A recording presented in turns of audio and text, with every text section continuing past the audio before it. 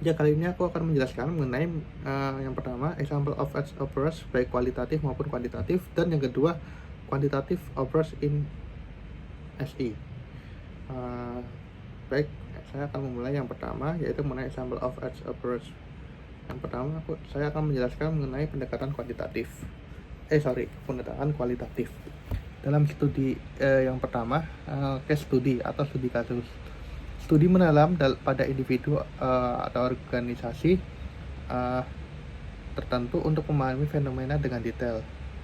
Jadi contohnya itu, seperti menganalisis bagaimana sebuah startup teknologi mengembangkan budaya kerja inovatif melalui wawancara dengan pendiri dan karyawan.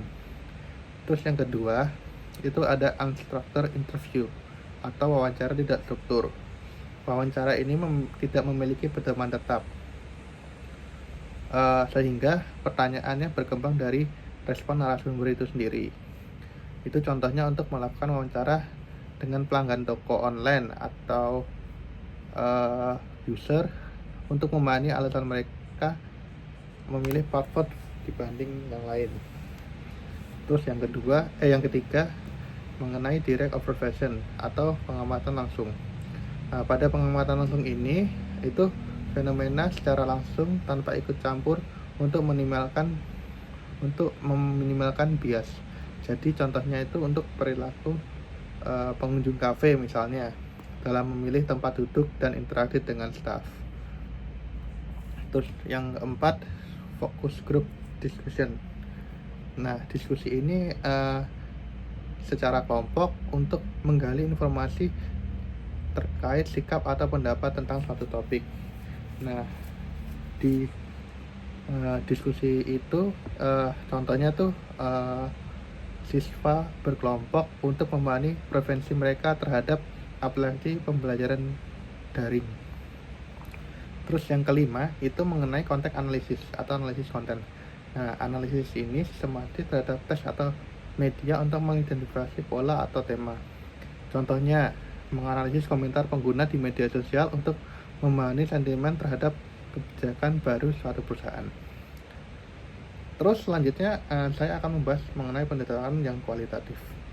Di sini ada 3, yaitu survei, eksperimen, dan structural acquaint modeling atau SEM. Yang pertama aku akan membahas survei. Survei ini pengumpulan data menggunakan kuesioner atau formulir untuk dianalisis secara statistik. Di contohnya itu menggunakan survei untuk mengetahui kepuasan pengguna terhadap suatu aplikasi berdasarkan fitur-fiturnya. Terus yang kedua ada eksperimen. Nah, eksperimen ini melakukan pengujian hubungan sebab akibat dalam lingkungan terkontrol.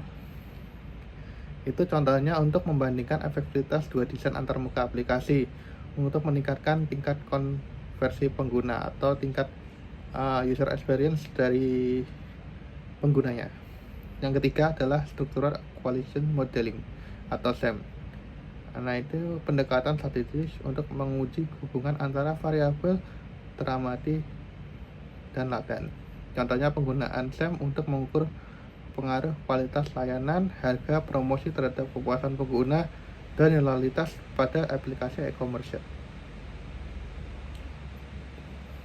Terus di dalam soal nomor 2, aku akan membahas mengenai quantitative approach in IS atau pendekatan kualitatif dalam sistem informasi.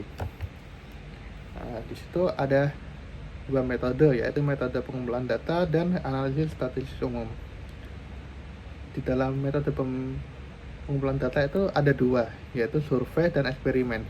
Di dalam survei digunakan untuk mengumpulkan data dalam jumlah besar untuk memahami preferensi pengguna sistem informasi. Contohnya, menyebarkan survei kepada pengguna ERP untuk mengevaluasi kemudahan pengguna. Yang kedua ada eksperimen. Eksperimen itu digunakan untuk mengevaluasi desain dan sistem informasi dalam kondisi terkontrol. Contohnya untuk menguji fitur rekomendasi otomatis pada e-commerce untuk mengetahui dampaknya terhadap waktu pengguna belanja. Terus yang kedua, aku akan membahas mengenai analisis statistik umum. Di dalam analisis statistik umum itu ada 3, analisis deskriptif, analisis regresi, dan SEM. Yang pertama, analisis regresi itu menyajikan data secara ringkas, misalnya rata-rata atau distribusi data. Contohnya, menghitung rata-rata waktu yang diperlukan untuk menyelesaikan transaksi di aplikasi kasir. Terus yang kedua, analisis regresi. Analisis ini mengidentifikasi hubungan antara variabel tertentu. Contohnya, penggunaan regresi untuk mengetahui apakah ada hubungan antara frekuensi login dan kepuasan dalam penggunaannya. Yang ketiga, yang terakhir adalah SEM, Structural Equation Modeling, digunakan untuk menganalisis hubungan kompleks antar variabel. Contohnya, penggunaan SEM untuk mengevaluasi pengaruh konten antarmuka dan kepercayaan terhadap loyalitas pengguna aplikasi belajar daring. Demikian penjelasan dari saya. Terima kasih.